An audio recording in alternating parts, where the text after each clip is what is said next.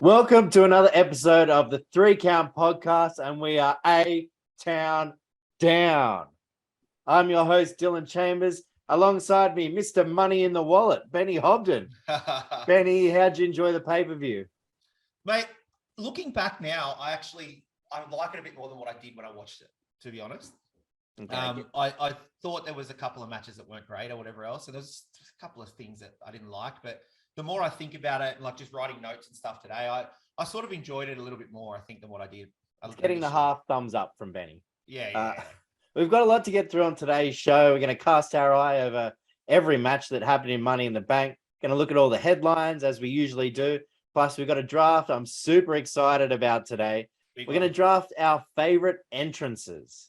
Now, when we get to the draft, we'll explain a little bit more about what we mean with favorite entrances, but I'm pumped. Now, make sure you follow us on the socials for all the draft results and episode drops at 3 Count Pod on Twitter and Facebook, at 3 Count Podcast on Instagram. If you're watching on YouTube, hit that subscribe button and the follow button on Spotify and Apple Podcasts.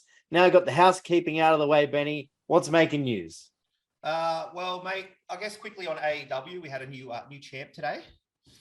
We did. Big Wardlow. Wardlow, new TNT champion. Which was expected. They weren't gonna like not give him the title unless it was a complete schmoz. But I think the best thing to come out of today as well though was Christian Cage.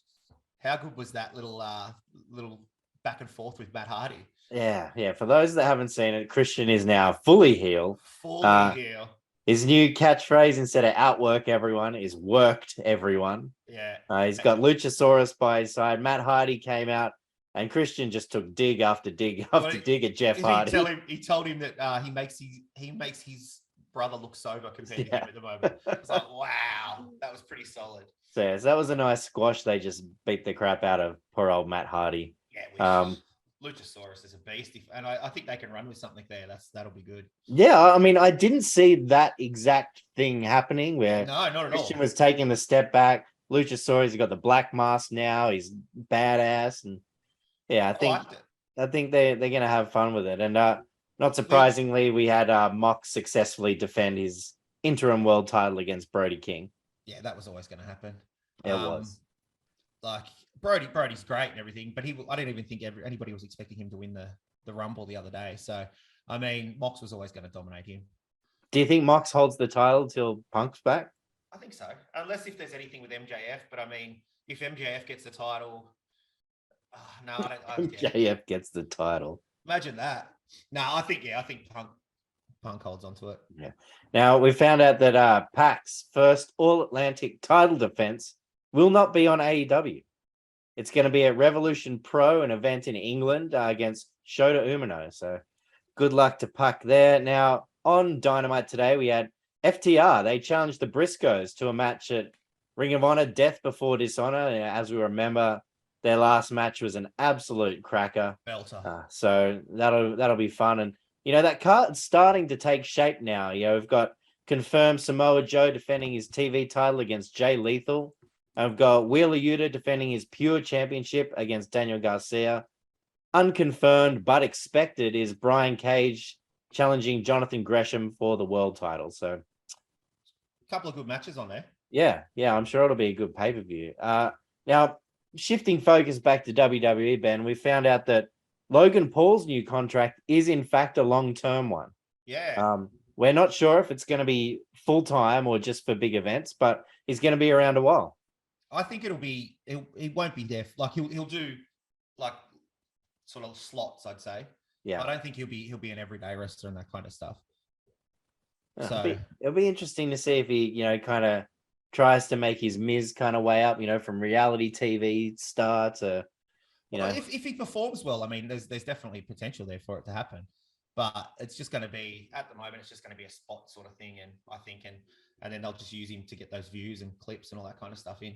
Absolutely. Well, I mean, it's already WWE's most liked photo on Instagram. So, is it really? I didn't see that. It's working already, Logan Paul. Now, let's talk about this mysterious vignette, Benny.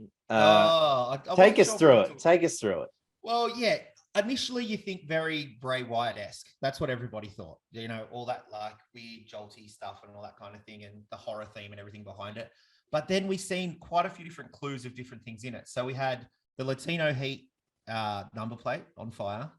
We had the Kurt Angle medal hanging, which everyone thought Gable Steveson. But we also had the Dudley glasses. We had the Hardy armbands. So, I mean, it's got to be Edge, right? It seems that way. I mean, who else could it be? Exactly. Like, is there anybody else that's coming back? I can't think of it. And I mean, like, if it's somebody that we don't know at all, then it's not gonna make any sense why they would have all those other things there. No. So I think it's all people that Edge has beaten in the past, and like, yeah, all different like big things that Edge has gone through in his career and everything. And they need to repackage him anyway to come back. And what's like Judgment Day since he's left done nothing. Obviously, Rhea's injured. Yeah. So and like what Balor and that are getting around on main event at the moment, kind of thing. Like, it's not. Yeah, exactly. Like they were the biggest thing in wrestling, and then all of a sudden they're all not wrestling in WWE, and now they're getting around on main event. So I just I think it's got to be Edge. He'll come back, but it seemed too dark for him to come back as a face. So I don't think he can come back as a heel either, because he was already a heel. So it doesn't make sense there. Yeah. But it'll be interesting. WWE, I don't know what they do. It'll be, yeah. I mean, if it is Edge, which we're assuming it's going to be, yeah, that's going to lift the Judgment Day up, having a feud with him over. You would hope they, lengthen it out, building up to SummerSlam, because that's probably where it's going to be. Demon Balor, Demon Edge. Yeah, well, but you can't have two heels, surely. Like he'll get cheered. He'll get cheered anyway. But I mean, I think SummerSlam's 3.5 weeks away. Yeah, there's not much time. No, so if he won't, I reckon they'll do another package, and then we'll get something weird, and then the week before. But I mean, if it's not for SummerSlam and it's for something else, and they wait even longer, then I don't know what they're going to do. Who knows? It's WWE, man. I'm excited to find out. In any case, they've got me up for it. Now, Tyson Fury, reportedly in talks to return this summer. There's not much, our winter, but there's not much of summer left. He's retired now in the boxing ring. So I mean, according to Give Me Sport, he's in negotiations. So, Clash at the Castle. Yeah, well, you'd think so over there. That would make sense. Yeah. Now, Benny, what did you make of the re-debut of Marseille and Mansoir, Max Dupree's male models? I knew you'd have a smile on your face for this. This is right up your alley. Right up your alley. Mate, I flicked through it pretty quickly. I'm not gonna lie. That was terrible. My favorite part of the whole gimmick is Pat McAfee saying Max Dupree's name. That's my favorite part of the whole gimmick. Max Dupree. The way he does all those little, he carries on a bit. But mate, McAfee's been like a godsend over on SmackDown. Like he's been really good. He just keeps going from strength to strength, I think. Absolutely. And he's in with the big wigs. We saw UFC 276 straight after Money in the Bank. Him, Vince, Stephanie, and Triple H, and Nick Khan. Yeah, Nick was sitting there. They just cut him out of the photo. Poor Nick Khan. They all jumped over to UFC to watch the. So, funnily enough, Tony Khan and JR were there as well. Yeah, there you go. They were on the other side of the ring, so that was pretty funny. Fight. I reckon that's the only reason Vince went. Vince wouldn't usually go to that kind of thing, but we all sort of know why he was there. I guess they would have had pre-warning of what happened with Adesanya's entrance. Yes. So for those who haven't seen it, go back and see it. Israel Adesanya just channeled the Undertaker. It was full theme music. It was fantastic. Lights, everything, the urn, the hat. It was amazing. That was great stuff. Yeah. Now let's move on to NXT, and we've just had the Great American Bash. We've got Cora Jade and Roxanne Perez, the new NXT Women's Tag Team title holders. Yeah. I didn't see that coming, to be honest, but that was a good win. Cora Jade's awesome. Yeah, definitely. Did you hear about this or see the mysterious QR code? No. So WWE ran a mysterious QR code during the coverage, right? Mm-hmm. And if you click on it or screenshot it, whatever you kids do these days with QR code, it sends you to a WWE website, all black, and all it has is 8, 10, 11. As to what that is, I don't know. I thought maybe it's a date. I went back and checked, if there was something on NXT in 2011 on the, in October or in August, depending on how they want to flip the date. I couldn't find anything, so it could be a Bible verse. I think there's a Bible verse about rebirth or something. Yeah, interesting way to go about things. Bray's coming back to NXT. Everything with me is Bray, you know that. Right. Bring him back so Benny can stop talking about it. All right, Benny. Now let's get into this Money in the Bank card. We did it, Liv. We did it. Look, as soon as it happened, because you watched it on delay because you were a bit busy in the morning, and I texted you. I was like, "Are you watching?" You're like, "Oh, I'm catching up," and I was like, "Oh, okay." So I sat there waiting. So I was 2 matches in front of you, and then all of a sudden I get your text. Yes, Liv. I was like, "Oh, I've been waiting for that all morning." Like, I was cooking at the time, and I just dropped the spoon.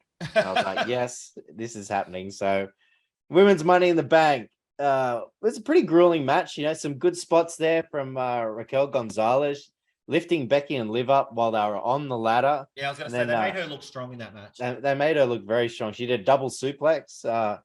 The brutal leg drop from Becky to Asuka on the ladder outside, which had no give to it. No give at all. Like, they just both bounced. It was like, oh, that's got to hurt. So we had Liv and Becky. Eventually, they found themselves perched on 2 ladders. Becky tried to push Liv's down, used her foot to catch the top rope and bounce back, where she knocked Becky off and grabbed the briefcase. What did you rate it, Benny?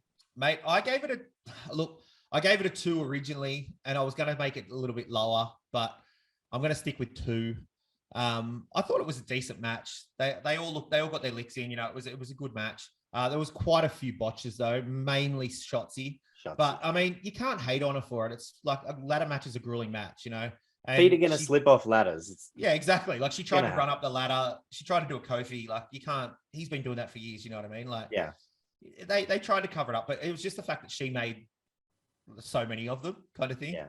So it was a bit tough on her. But I rated it a 2, and then I thought to myself, comparing the 2s that I gave out for a different pay-per-view recently, whatever else, I was like, it wasn't as good as that. But then I guess because we were sort of stuck with a 3 count, I have to just sort of think what I think at the time and just go with a 2. But if I compared it to matches in the past of other matches that I've given 2, it'd probably be a 1. So, okay, it is what it is. There's a WWE. There's a WWE grading scale, right? Yeah, well, it's WWE and AEW have 2 different styles of 2s and 3-star matches, so 3 count matches. So, well, I agree. I gave it a 2 count as well. There was a lot of good spots. Wasn't perfect by any means.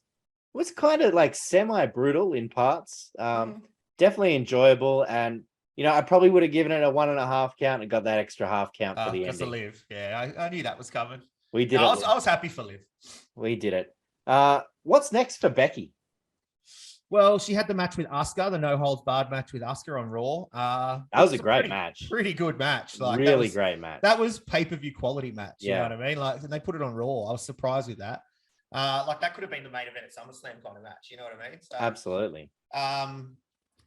She's sort of still gone off the rails a little bit. I don't know. She'll just try and get back in the title picture. She'll challenge Liv. Was she on the comeback now? She got that win over Asuka. Spoiler alert. Sorry. Yeah. I think we're pretty safe. Yeah, everybody should have already watched the pay-per-view. We're just talking about it because we like to. She's got rid of Asuka now. Who's her next challenger? Kind of thing. You know what I mean? I mean, I know it's building up to it, like this Becky Belair rematch. To be honest, I don't want to see it. Nah. The whole SummerSlam thing for me makes sense. Yeah. That's why they should have that. But yeah, I don't know. Looking at these other girls, now I had a thought. Yeah. They've got to start doing something with Alexa, right? She's too talented to just be doing these like throwaway parts. They need to give her something. Here's my call. Bring back the tag belts. I want an Alexa and Raquel tag team. Okay. You got the big, you got the little. Yeah, that's what I want to see. One thing else I want to see is Lacey Evans. Yeah, gone. She's terrible. She was getting booed so hard in that women's match. No, the crowd didn't want her to win every time she climbed the ladder. She's not over. I'm sorry. The whole. Her first run, she was over a little bit. Yeah. You know what I mean? And then she went away and then she's come back. Those vignettes, everyone was off them so hard. Yeah. like they're trying to just push it down their throats, and the fans don't like that. They like it natural, you know what I mean? They just like it sort of to happen. It's like they're saying for getting Sarah Marshall, right? You're doing too much. Do less. Yeah, there you go. Do less. Moving on, Benny. US Championship match. Theory and Bobby Lashley. Pretty hard hitting match. You know, Lashley had control early on. Theory doing his heelish best as he does. Eventually got a bit of momentum. I thought they booked Theory kind of strong in this one as well. Yeah, very strong. He looked really good. He got a lot of stuff in on Lashley, and Lashley sold for him pretty well as well. I thought that definitely helped the match. He did. Just on a side note, you know, I kind of went down a Theory rabbit hole the other day. I didn't realize how much of kind of an indie guy he was.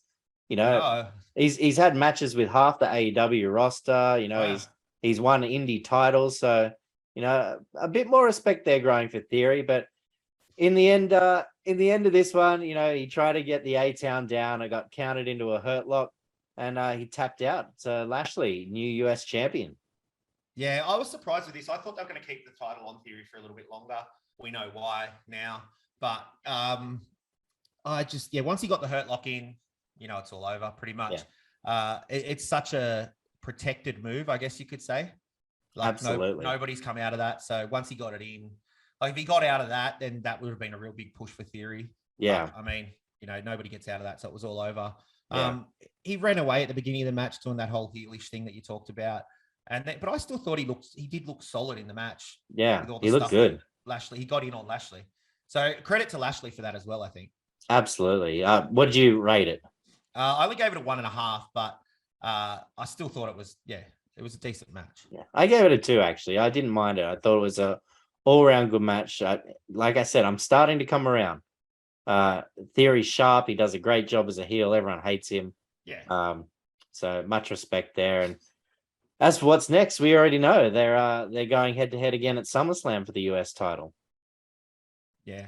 And we'll talk about what else is next further on in the pod. It's coming. It's coming. All right. We move on to the Raw Women's Championship match. Bianca Belair and Carmella. Surprisingly competitive is what I kind of had written down. Carmella gave Belair everything she had, but she ended up getting the KOD for the Belair win. And she then attacked the champ after the match. Yeah, I've written here pretty average match, to be honest. So, Mella got her licks in again. She did all that work, you know. Belair just sold well. You know, she played the perfect face, essentially. You know, it was a perfect sort of storytelling of heel face reaction. She got the big comeback. Mella stopped her again. She slapped her in the face, and then Belair just clicked into gear and went, okay, well, that's it. KOD, it's all over. So, yeah, it was an okay match, but it was average. Yeah. At the same time. I mean, average for me, so I gave it a 1.5.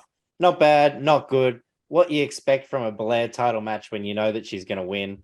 But yeah, shout out to Carmella. She had an all right match. Like, you know, Carmella isn't by any means, sorry, Corey, she's not by any means one of the best talents on the roster, but she can look pretty good when her heart's in it.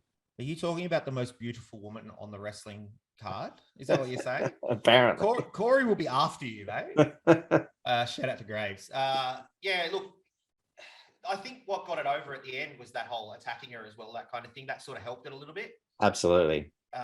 And she took a pretty hard bump, like after when she attacked her. I don't know if she was ready for it, to be honest, Belair, but she's just really good. Belair just sold that perfectly. She did just jump straight out and face first. It was almost like one of those Ric Flair, when falls on his face. Just, boom, yeah. Yeah. That was good. What do we see next for the Raw Women's Championship? I reckon Mella will probably get a rematch, to be honest. Wow. Okay. I think, yeah. Like as we just talked about, we've said that Becky and Belair at SummerSlam. So I think Becky will sort of include herself in some way over Carmella, and then isn't that how she went into the SummerSlam last year? Yeah. So she took Carmella's position. So I mean, we're sort of going down the same sort of path again. That's true. They might do exactly the same. Do it again. Like Carmella versus Becky, Carmella versus Belair, and then Becky comes out and just goes, "I'm having the match." Like, stranger things have happened, mate. Like seriously. Oh, can you imagine the booze raining down? That would be brilliant. Yeah, it'd be funny though.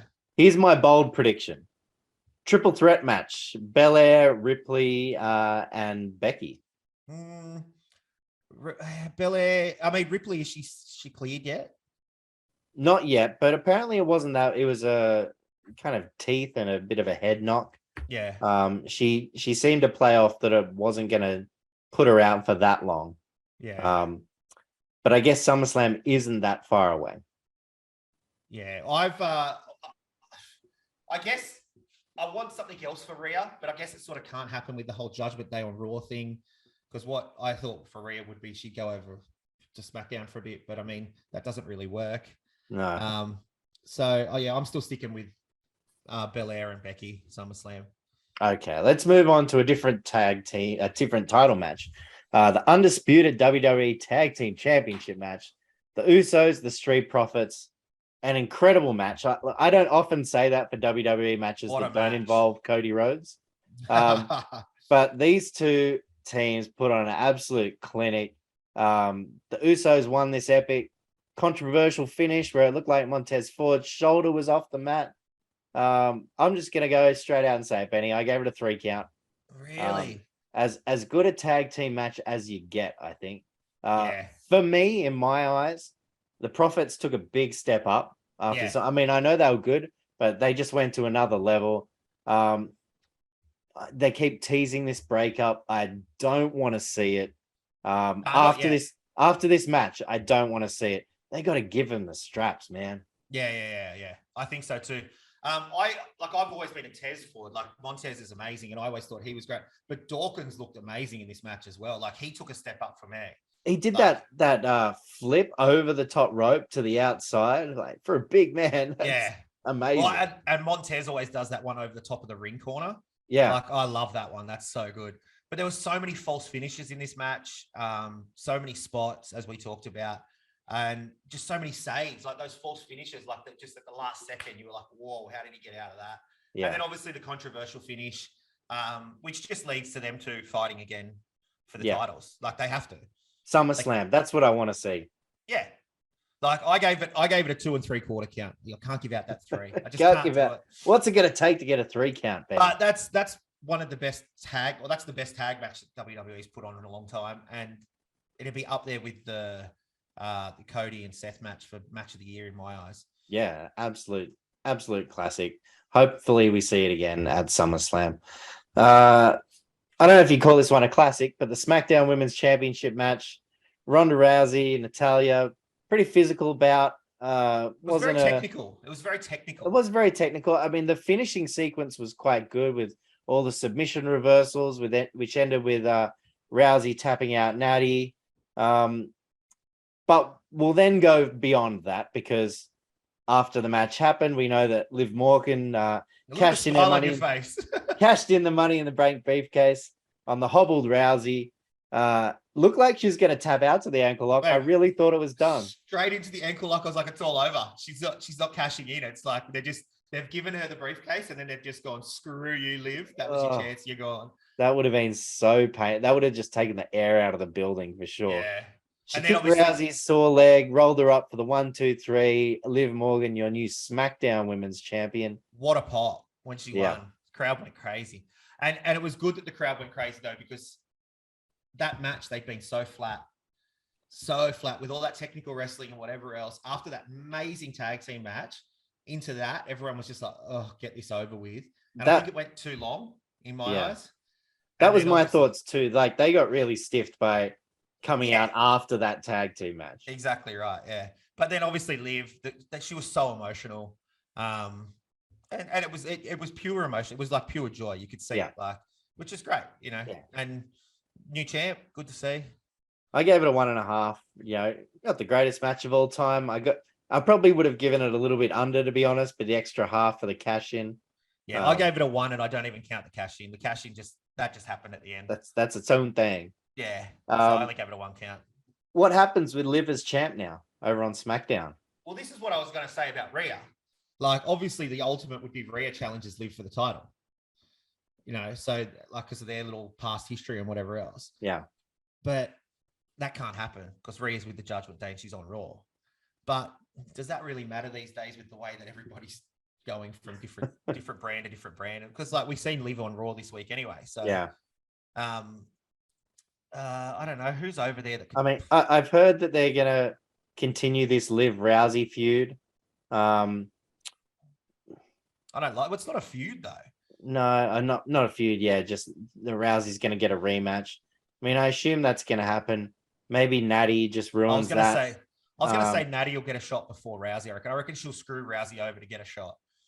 But a lot of people, when like they always have to go through Natty to prove themselves and whatever else, because she's like the flag bearer. She's the company girl. So I feel like that Natty will be the next one to fight for the title. Because she'll be like, I had such a good match, whatever else. Or there might be some sort of four-way to see who the next, challenger is or something like that.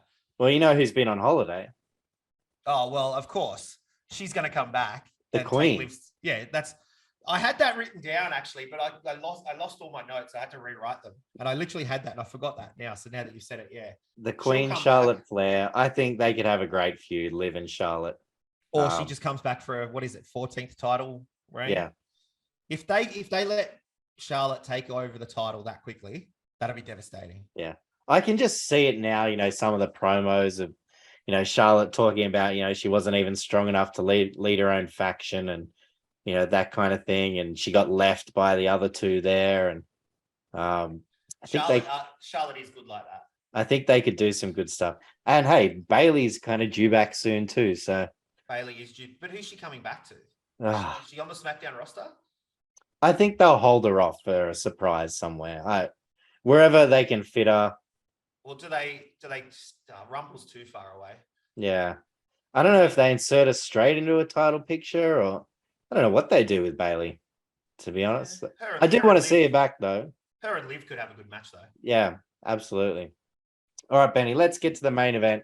The men's Money in the Bank ladder match. We had all the guys we thought were going to be in it, and before the match started, Adam Pearce comes out and tells us that there's going to be an 8th entrant, and it's going to be Theory. When he came out, who did you think it was going to be? I honestly had no idea. I don't know why I was thinking Cena for some reason. I don't know why. Just something in my head was thinking Cena, and I was like, if this is Cena, the crowd's going to pop, and I'm just going to be like, what the hell is going on? I thought, no, it's not Bray's spot. I couldn't think of anyone who it could be. But I certainly wasn't thinking Theory. No, not at all. And then we got A-Town down. So yeah. So I mean, from that call, it kind of almost felt a bit like a foregone conclusion. Yeah. But he didn't do much in the match. So I was like, oh, maybe not. And then I thought to myself, oh, okay, actually, no, if he's not doing that much, that's why. Yeah, it's almost a shame because it was, if you look at the match as a whole, it was a really good match. Sheamus and McIntyre beat the absolute piss out of each other. They carried that match. They were the main chunk of that match, just beating the absolute hell out of each other. It was so good. They had most of the participants all got together and threw your boy Omos through a table. And buried him underneath some ladders. Yeah. Absolute star of the match, Riddle. He did a floating bro off the top of a giant ladder onto everyone. Yeah. Hit that huge RKO, off the ladder. I thought Seth was dead. Seriously. That was a brutal RKO. I actually thought he was gone. There was not much room underneath to work with. There was a ladder kind of lying by the side. They did it magnificently. And then he climbed up and it looked like Riddle was going to win it. And Theory just knocked him off and claimed the briefcase. Yeah. I gave it a 2.5 count. I thought it was a really good match. I gave it a 2 and I docked it a half count for the ending. So you 1.5, or you gave it? I gave it 2. I gave it 2. Oh, right. It was a brilliant ladder match. Brilliant ladder match, but I docked it a half. Because of Theory. Because of the result. Yeah. Well, what happens from here? I think Seth and Riddle go into a bit of a feud. It seems that way.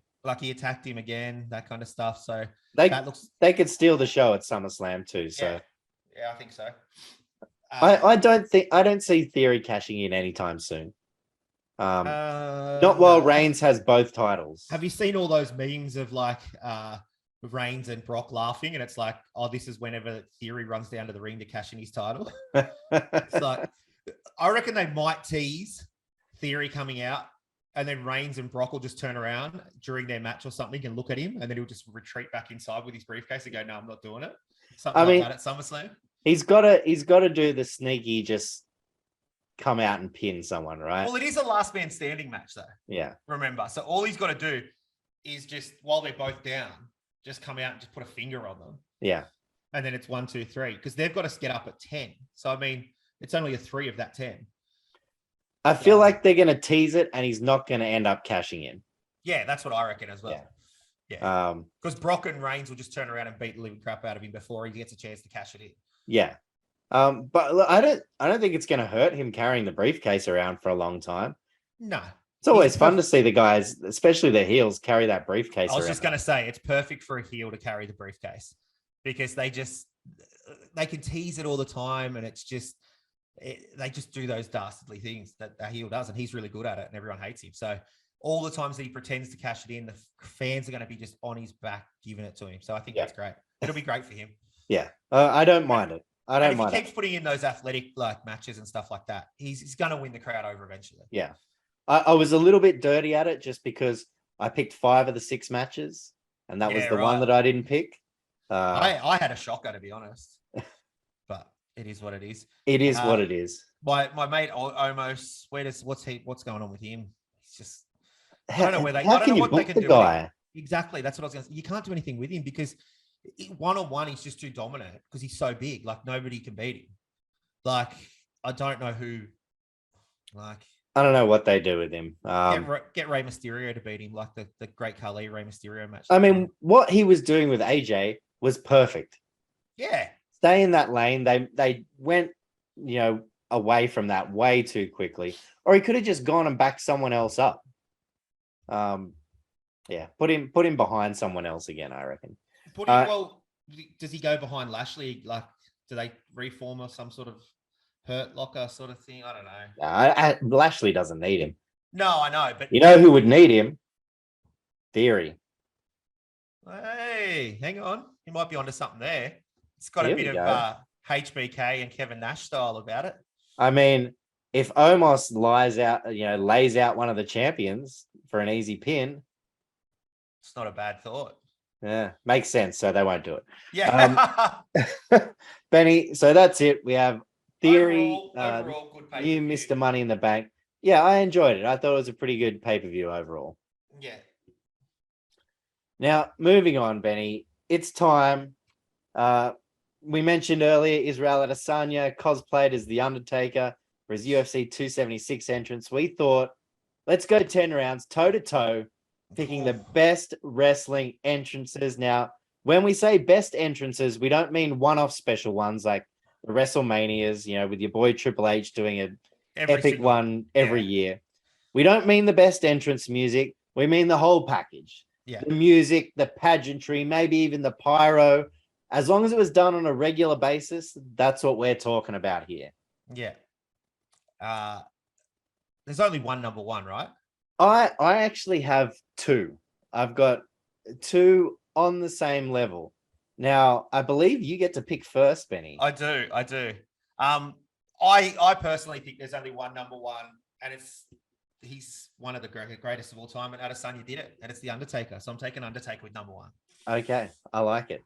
I like it. That was my equal number 1, and that leaves me with the other one, which is going to be Goldberg. Yeah, he was my number 3. So he had a great entrance, that whole WCW run and everything. From the knocking on the door, the headbutt. The headbutt, walking through like Wardlow's doing now, walking through the back, the pyro, him blowing the smoke out. Boom, the kick, everything. Yeah. And we're talking old Goldberg, like not old Goldberg, but we're talking WCW Goldberg. 97, 98, 99 Goldberg. Yeah, absolutely. All right. Well, number 2, I'm going to take my boy, Triple H. All right. It's time to play the game. Apparently so. What's your favorite part of the Triple H entrance, Benny? Well, it's got to be when he spits the water everywhere, doesn't it? but not the first time. The second time when he looks at the hard camera and just blows it at the crowd, like that one. Yeah. How's he got any left? Because he doesn't re-go. He puts so much in the air. How does he have any left? I have no idea. But amazing stuff from Triple H, turning spitting water into must-see television. It's true. Everyone loves it. Must-see television. All right. Now, I have two here, and okay. I'm gonna take the Brood. Oh, you son of a. So our top four have all been the same so far. Yeah. All right. There's another one. I don't know if you're going to take this one. Before you get to it, let's just go through it quickly. Like coming up from the ground, sorry, yeah. in a circle of fire, goblets of The blood. goblet of blood, yeah. Just that creepy music. Just Gangrel's face, like just that weird smile that he had with like just that vampire-ish sort of thing going on. Like so good. Yeah. And like when Edge redid it, it's so cool. Anyway. The crowd popped for that. Yeah, now the Brood was awesome. Your boy Christian. That's it. That's it. So, that's the only entrance he had in my list. Oh, Captain Karut. No, he didn't do much as Captain Karut. I thought about the one where he, Christian. Oh, yeah. He had good pyro, but that was about it. Yeah. All right. I don't know with this next one. I'm going to go ECW here. Oh. I'm going to go the Sandman. Sandman. Coming out in the crowd, smoking cigarettes, drinking beers, just smashing cans on his head, and just the crowd just loving every second of it. Like it just was amazing when he used to do that. Bit of Metallica, everyone singing along. Everyone loves Metallica. Well, Benny, you're probably going to hate me after this pick. See, I was going to pick this pick and I didn't. I went with the Sandman instead. I'm taking Bray Wyatt. Yeah, I knew you would. Bray Wyatt, just with the fireflies everywhere. Yeah. The creepy music. He's got the lantern. So much pageantry there. So yeah, I'll give it to Bray Wyatt. Damn. All right. Well, I might go one back at you then. I might take your boy because he's just a sexy boy. HBK. That he is. Yeah. Good pyro for the HBK. Great pyro. Drops down to the one knee with and then the. Love it. Yeah, and just the stuff that he wore and everything else, the music, the pyro, just everything about him. Yeah. HBK. Yeah, like I love HBK as well, you know that, but I mean, yeah. You're right though. The pyro when he gets in the ring and does it and it goes back and forth. Yeah, the old pyro. Yeah, that was epic. Yeah. All right, great pick there, HBK. See, now I'm kind of getting to, I had tiers. All my top tiers are gone, and now I'm kind of in the next tier down. Literally, the first 7 I've got written down are the first 7 we've picked. So this is where it gets tough. There's a lot of good ones here. Not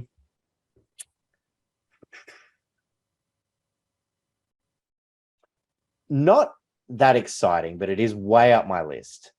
I'm going to take Stone Cold Steve Austin. Yeah, that's fair. The breaking glass, the coming down to the ring, like I'm going to beat the crap out of whoever's there. Just that swagger. Dropping the birds up when you get down to the ring. Do every pillar. Yeah. I'm giving it the head bobble. Oh, that head bobble. He's not on my list, but that just reminded me of D'Lo Brown. Talk about the real deal now. Oh, that was hilarious. Stone Cold's a great pick. Great pick. All right. My next one, I'm tossing up. As you said, the next lot of brackets, they could all be the next pick.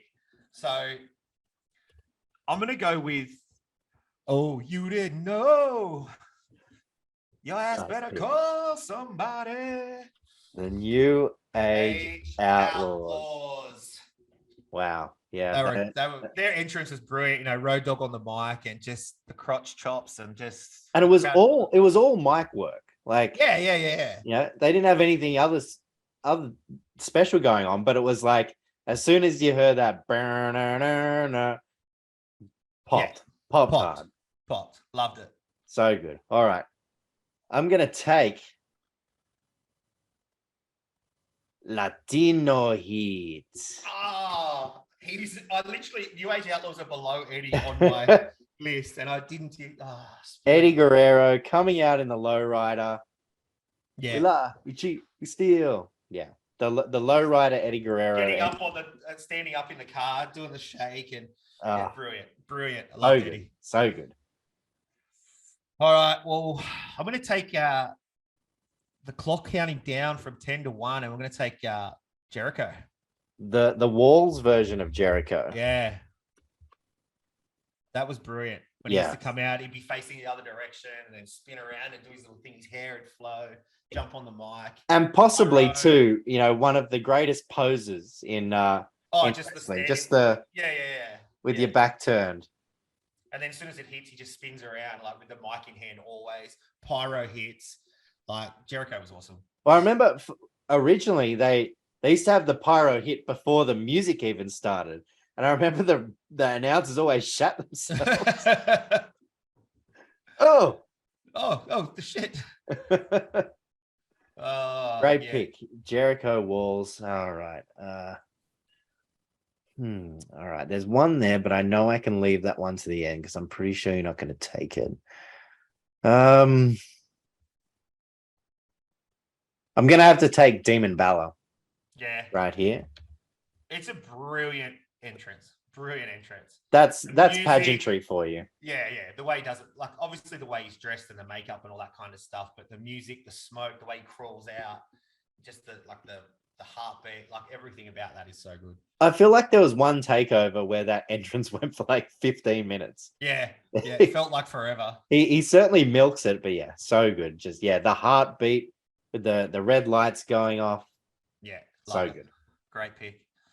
All right, I'm gonna go old school here, and actually no, I'm not gonna pick that one. No, I've changed my mind.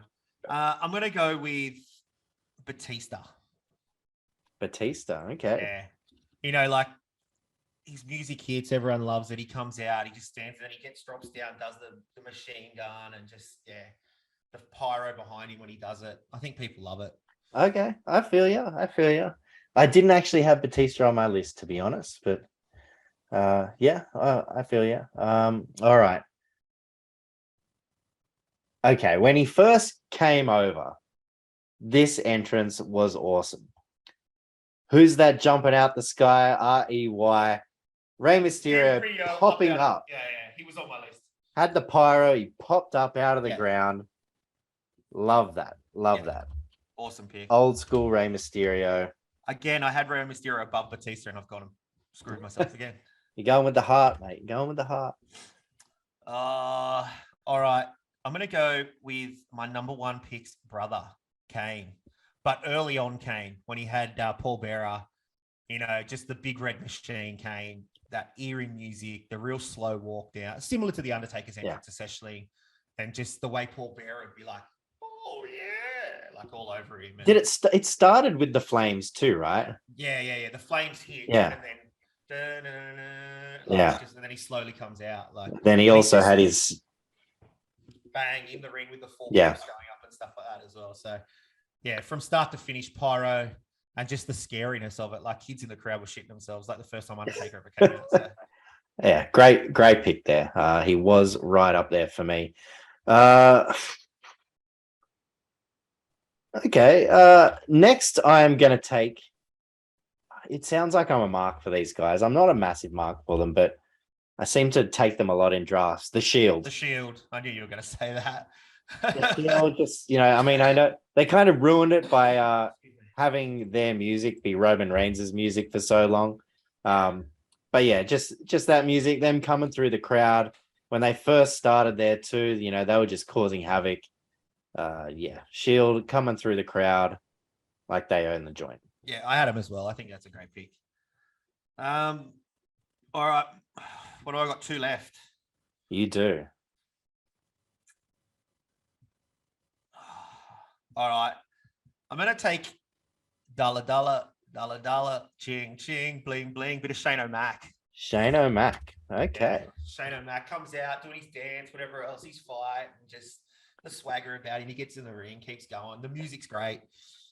Pageantry, like you said. Absolutely. And one of the great wrestling theme songs. Oh, yeah. So good. What else? This is where it gets. I've got a couple of favorites, which I don't know if I'm kind of more marking out for them than anything else.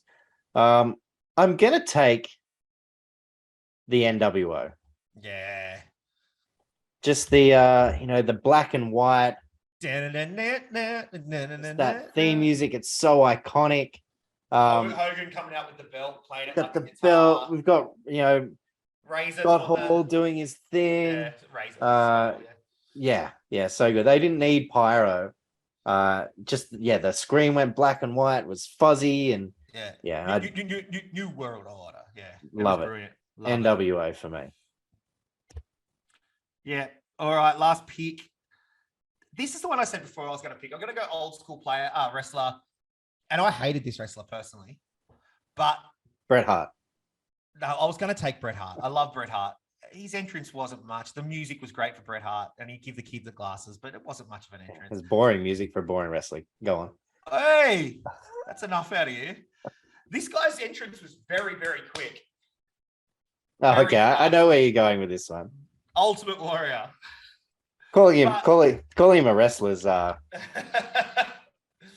pretty his kind. Entrance, it's an iconic entrance. Like he just sprints to the ring with those tassels and just it's an iconic entrance. Yeah, so absolutely. I'm putting it on best entrances. So it's more of an iconic entrance, but it's my last pick, so I'm happy to do it. Okay, I like it. Well, I might go a little bit out of the box with my last pick too. And I'm going old school, new school. And you'll understand when I say Bobby Roode, glorious. Yeah. That entrance in NXT, come up, he'd be turning around. Yeah. He's got that theme music was just incredible at the time. Just that was pageantry. Yeah. That was absolutely. He was so over in NXT too. Yeah. I don't have any more picks, but I mean, we can go 10 more rounds.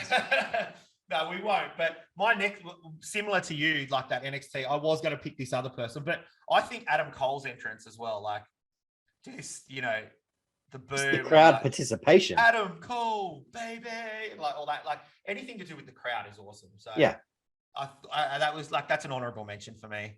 Okay, another honorable take us mention. through your honorable mentions, Benny. Another honorable mention. Well, you got Cena, The Rock, but I don't know if it's just more people marking out for them.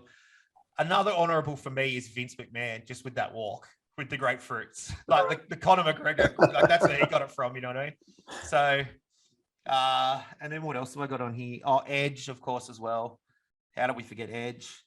What about you? Any honorables for you? To be honest, I didn't have any of those honorable mentions on my list. There you go. I think I kind of went another way. I was like, okay, Sting, yeah, good entrance. But, thinking back to, when I was a teenage boy watching WWE, the Godfather's entrance was pretty cool to me. Yeah.